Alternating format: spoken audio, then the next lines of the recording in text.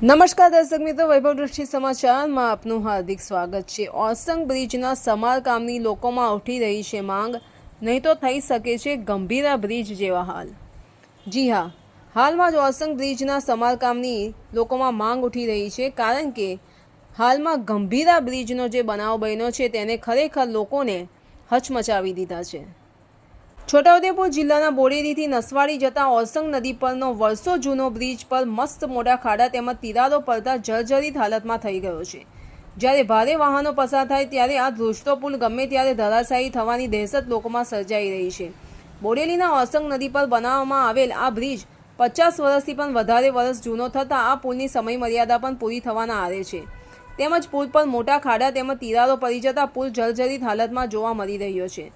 તેમજ બોડેલી પાસે Pavagadh, Jand Hanuman, statue of unity, Narmada dam જેવા અનેક ફરવાલાયક સ્થળો હોવાથી મધ્યપ્રદેશ, મહારાષ્ટ્ર સહિત બીજા બહારના રાજ્યોમાંથી અનેક લોકો નાના મોટા વાહનોની અવરજવર કરે છે અને પુલ પર પડેલા ખાડાઓને લીધે નાના મોટા અકસ્માતો પણ થતા હોય છે।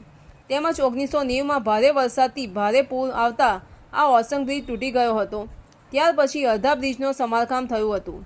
ત્યારથી અડધો બ્રિજ નવો અને અડધો જૂનો વર્ષોથી કાર્યરત છે, પણ હાલ આ બ્રિજ જર્જરિત થઈ ગયેલ હોવાથી તંત્ર દ્વારા જર્જરિત બ્રિજનું સમારકામ કરીને બાજુમાં બીજો નવો બ્રિજ બનાવવામાં આવે એવી લોકોની માંગ જોવા તેમજ સાંભળવા મળી રહી છે।